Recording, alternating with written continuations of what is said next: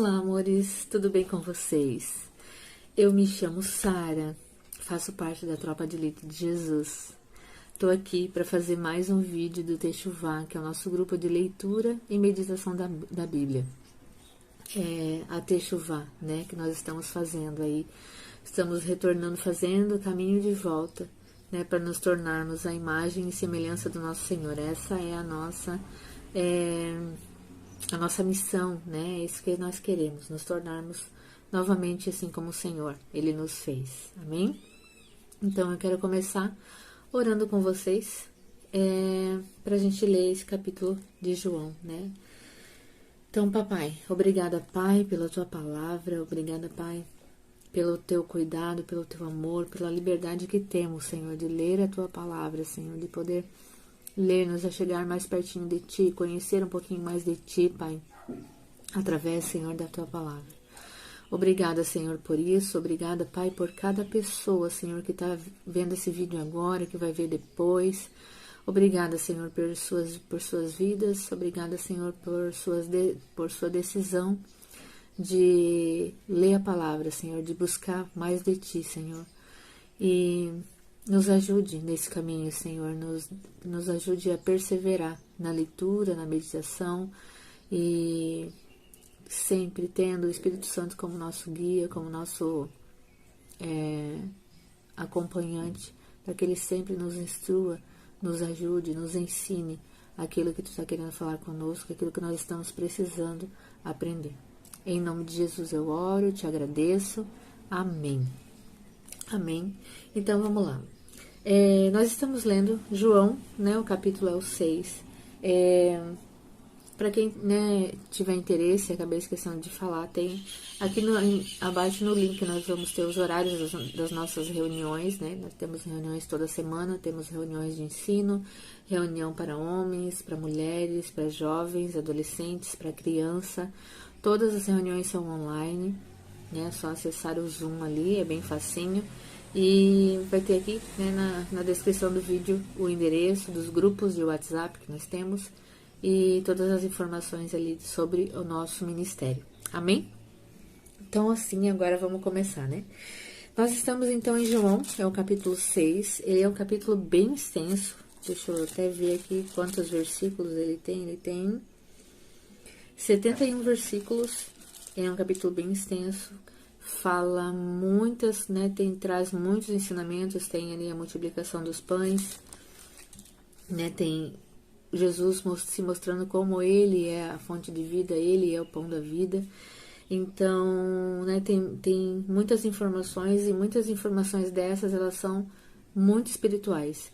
Então, né, eu vou tentar falar alguma coisa, aquilo que o Espírito Santo falou comigo, mas eu deixo aqui, né, a delícia, né, a cereja do bolo para cada um de vocês, para que vocês também, né, leiam e tenham as revelações que o Espírito Santo quer que vocês tenham, né? Esse relacionamento, ele não vai depender de mim, ele depende de você com o Senhor.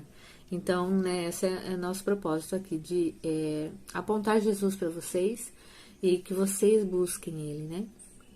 Amém? Então, vamos lá. Eu quero começar no versículo 3, que vai falar assim, ó. Então Jesus subiu a um monte e sentou-se com seus discípulos. Ele estava ali, né, no meio daquela multidão inteira, porque ele já estava fazendo alguns milagres, e o povo todo estava seguindo ele, porque tinha visto, né, estava vendo que ele fazia milagres. E todo mundo, né, quer milagres, todo mundo quer um pouquinho para si. Então, o que Jesus fez? Ele subiu a um monte e ele sentou-se ali com os seus discípulos. O que isso me mostra, né, me ensinou nesse momento? Ele me ensinou que o Senhor, né, que Jesus, ele sempre tem tempo para os seus discípulos, né? O que significa isso? Ele sempre tem tempo para você, ele sempre tem tempo para mim. Ele vai sim, né, por mais que seja uma turbulência lá fora, um monte de gente, né, ao redor, mas ele vai se sentar com você e ele vai ouvir o que você tem para dizer. E ainda melhor, ele vai falar também. Então esteja atento a enxergar isso, a conseguir ver isso, né, com os seus olhos espirituais, para que você enxergue o Senhor, enxergue que Ele está contigo e que Ele está falando. Amém? Então vamos lá. Depois no versículo 7, Jesus coloca Filipe à prova, né? porque Filipe ele era daquela região ali, ele conhecia, né? Era para conhecer aquela região ali. E logo depois disso chega André, né, irmão de Simão Pedro, com a provisão, né? Aquela provisão que Jesus já ia multiplicar, né? Ia multiplicar os pães e o peixe.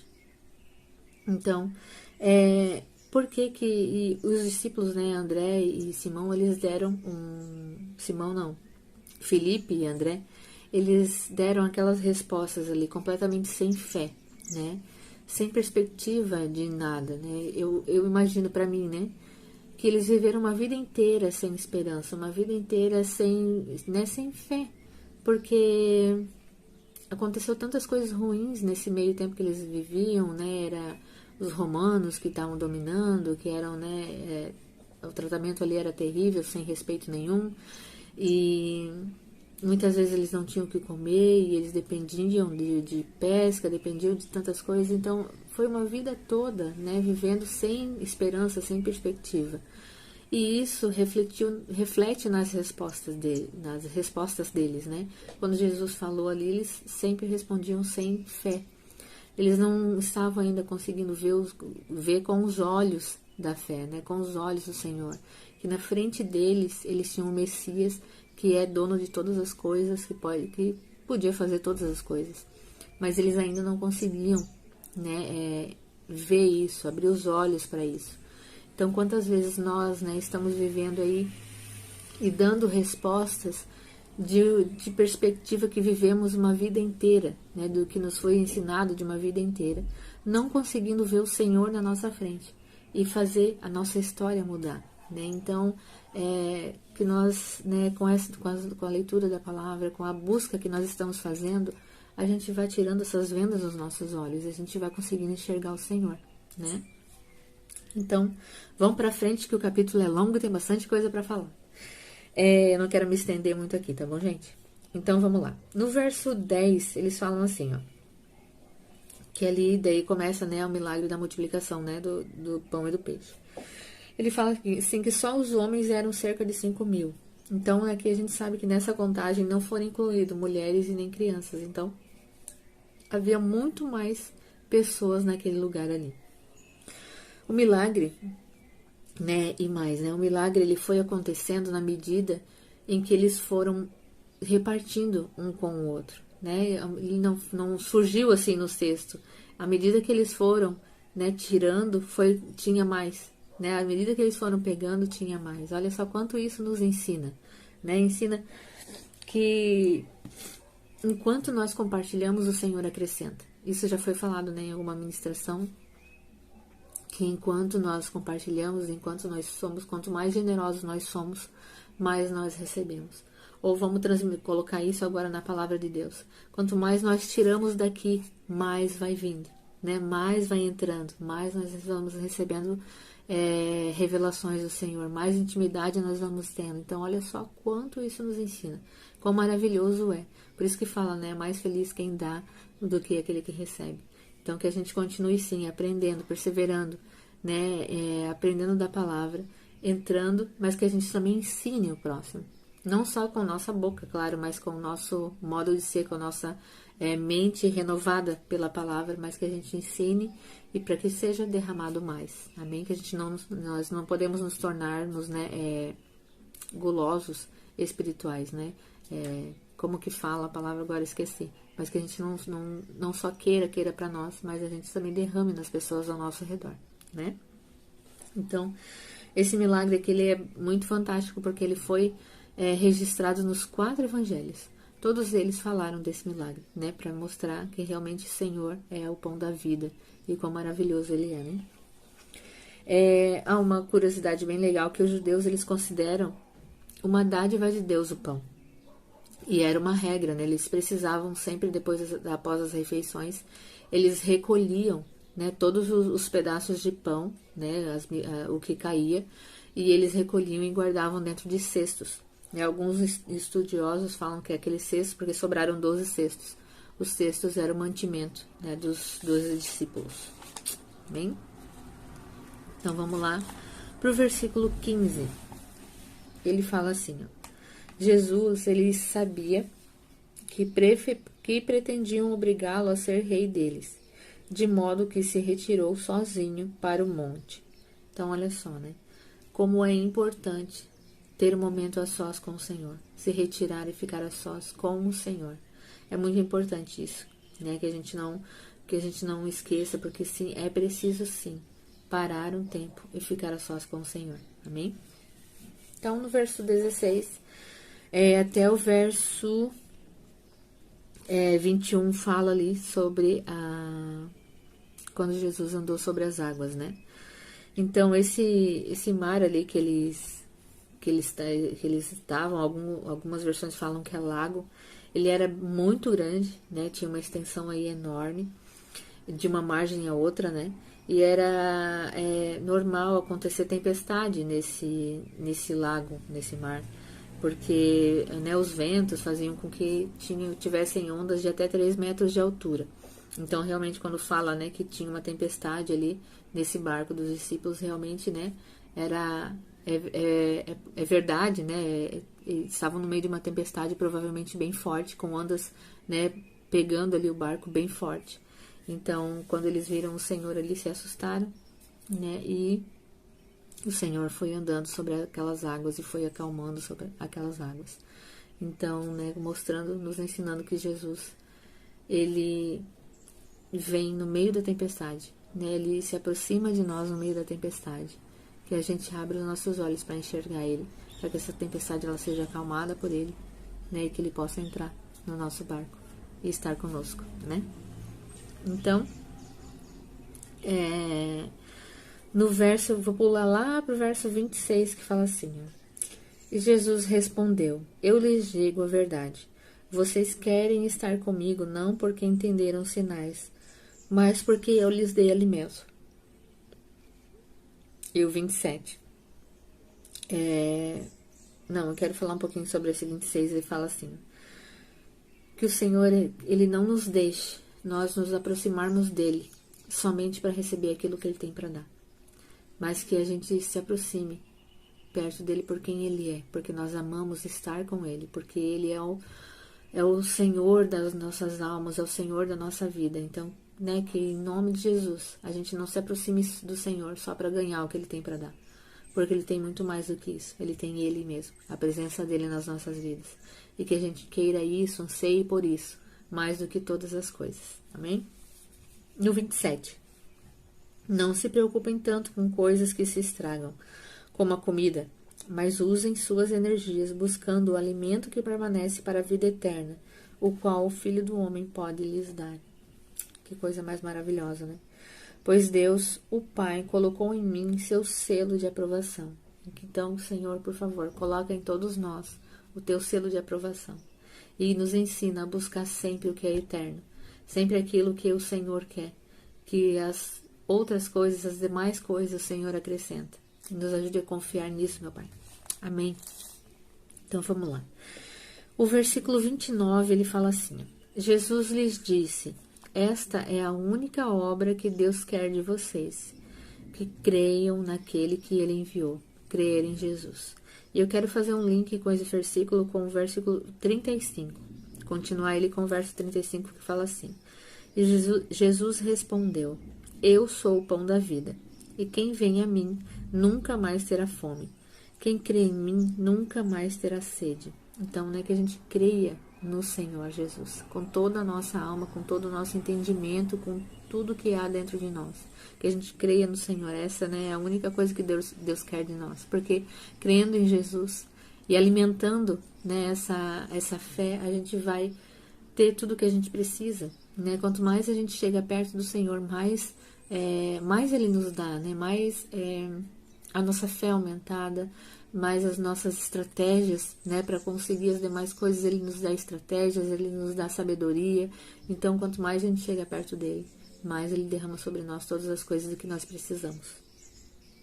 No versículo 37. Contudo, aqueles que o Pai me dá virão a mim, e eu jamais os rejeitarei. Amém. Glória a Deus por isso, né? Obrigada, Senhor. Obrigada, Pai. Pois, no 38, pois eu desci do céu para fazer a vontade daquele que me enviou, e não a minha própria vontade. E esta é a vontade de Deus, que eu não perca um sequer de todos aquele que ele me deu, mas que ressuscite todos no último dia. Glória a Deus por isso, né? Obrigada, Senhor. Obrigada porque ele não vai perder nenhum só daqueles que Deus deu para ele, né? Nós fomos escolhidos pelo Senhor e ele não vai nos perder. Ele vai nos aperfeiçoar. Amém? Vamos lá. No verso 44. Pois ninguém pode vir a mim se o Pai que me enviou não o trouxer a mim. Então, nós fomos escolhidas por Deus, fomos escolhidos por Deus. E Jesus, ele vai fazer assim a obra completa. Assim como quando ele foi crucificado, né? Ele falou, tetelestai, está consumado. Então, quer dizer que ele fez tudo perfeito, que ele completou o que ele precisava completar. Então, se a gente aí, né, nós estamos ainda nessa busca, nessa melhora, mas nós seremos completados sim, em nome de Jesus. Na verdade, nós já somos completados, né? Nós já somos completos na eternidade, mas a gente está ainda vivendo esse processo. Vamos lá, no 51.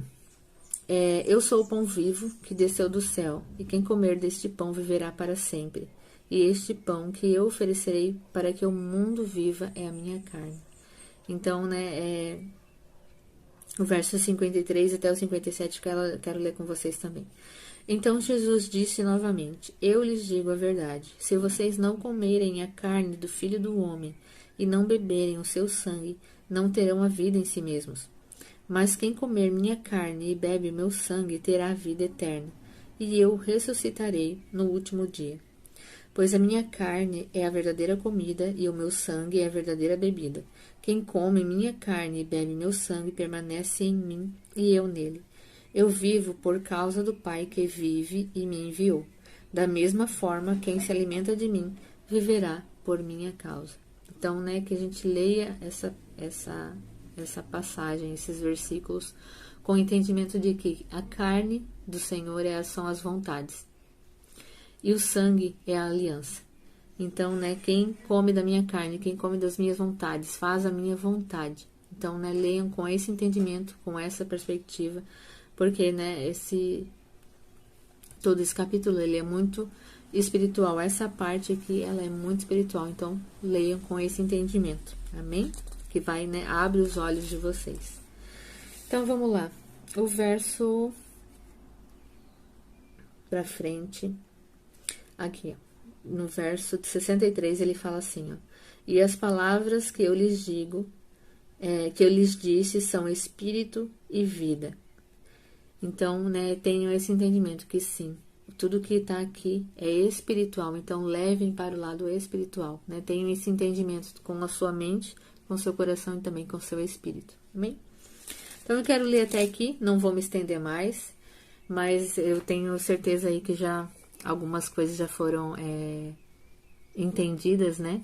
Explicadas, e que eu oro para que o Senhor, ele plante essa semente em cada um de vocês e que ela não fique sozinha, sem germinar, mas que ela germine, né? E muito, que ela dê muitos frutos, amém? Em nome de Jesus, né? Então, um beijo a todos vocês, até o próximo capítulo e tchau. Deus abençoe.